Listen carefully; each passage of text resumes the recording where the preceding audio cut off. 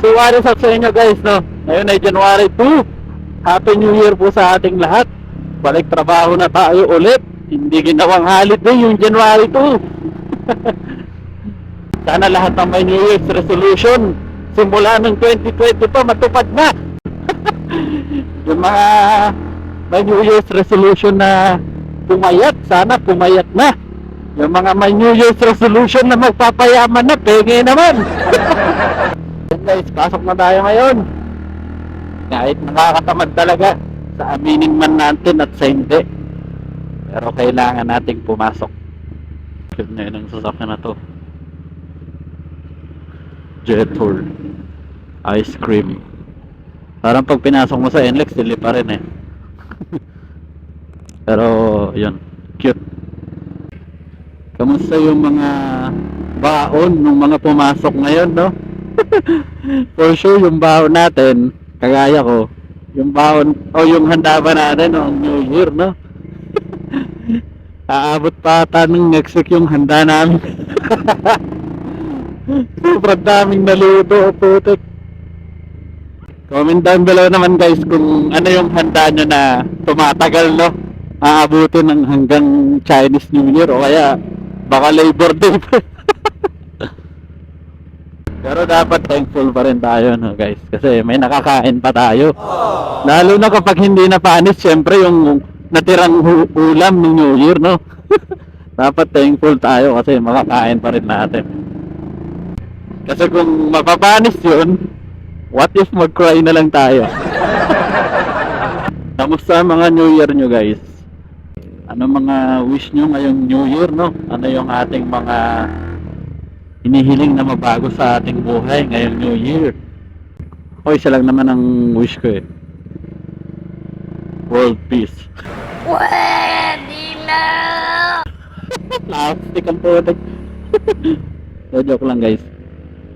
Ang wish ko lang talaga ay sana ay good health para sa lahat ng aking mahal sa buhay, no? Di bale nang walang pera guys, or hindi ganun karaming pera, sapat lang. Basta walang nagkakasakit sa pamilya ko. Goods na ako dun guys. Sobrang fulfilled na yun. Kasi aanhin mo naman yung napakaraming pera guys, no? Kung isa sa pamilya mo o kaya ikaw mismo yung may sakit. So negative pa rin, pass pa rin sa ganun, no? Kaya good health lang guys. Yun lang lagi ang hinihiling ko. A few moments later. Meron pa pala ako isang wish guys. Sana ngayong 2024 yung mga e-bike matuto ng tumabi, no? Lagi na lang nasa gitna eh. Galit ka ba? Akala ata nila ano sila eh, immune sila sa mga aksidente, sa mga bangga-banggay.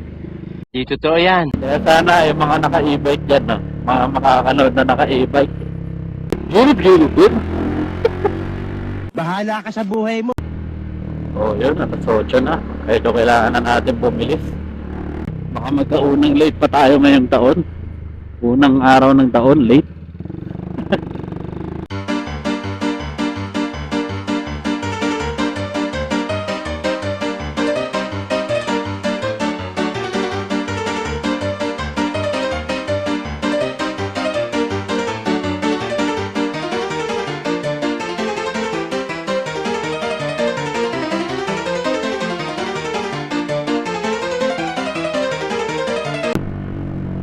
So guys, malapit-lapit na tayo sa office, no?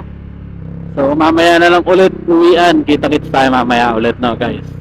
Ingat kayo dyan. Mabilis lang to guys. Pagka itip na itong screen, balik na agad ako. So what is up sa inyo guys? Pauwi na tayo. Sabi sa inyo, mabilis lang yan eh. So yun, isang araw na naman ang natapos. Kumusta kayo sa unang araw ng pagtatrabaho ngayong taon? Angas nyo, no? Ano pag magra-ride ka, nakaganyan ka lang, no? Tapos yung biyahe mo papuntang Baguio, no? Tapos ganyan yung sasakyan mo, nakatayo ka lang. So na tayo sa portal, punta ng Baysa. Buti walang nakabara dun sa portal guys, no? Kasi madalas traffic dun eh. Konti pa lang talaga yung pumapasok ngayon.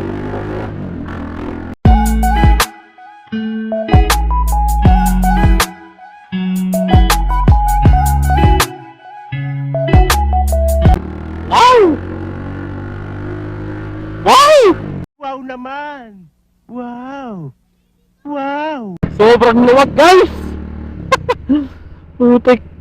Sa tagal ko nang dumadaan dito, ngayon na ako naka-experience ng ganito kaluwag mula nung gawing... ano ba yan? Gawing pwede nang dumaan lahat dyan. Lahat ng klase ng U-turn or mga traffic signs sa mga liko. Basta yun guys. Ngayon ko na lang na-experience ulit yung ganito kaluwag eh. Kasi normally yung traffic hanggang dun sa barangay eh, nandali pa pa. Pero ngayon napakaluwag oh. Ano mo nga naman. Swerte. Mamaga-aga tayo makakauwi ngayon ah. A few moments later. Sira natin kiyat-kiyat dito ah.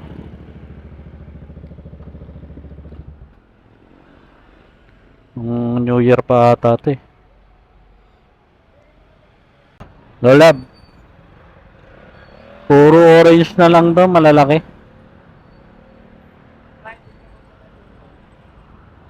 So ba to? Dalawa lang. Bakit dalawa lang? Wala eh, walang maliliit eh. Kahit doon sa tawid, wala na rin eh. Check ko pa dito sa dulo. Eh, ito meron. Magkano sa ganito po? 100?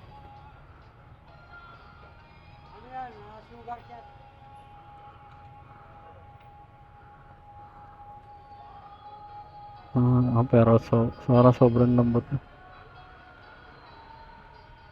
Pare-parehas po ito, 100. Ito na lang sa akin ka. Thank you po. So ayun guys, medyo malapit-lapit na tayo sa bahay, no? Hanggang sa muli. Salamat ng marami sa panonood nyo sa vlog na to, no? Ma-upload to kung maayos yung pagkakakuha ulit ng audio, no? Pero yun, salamat ng marami sa panonood nyo sa aking vlog. Hanggang sa muli. Paalam!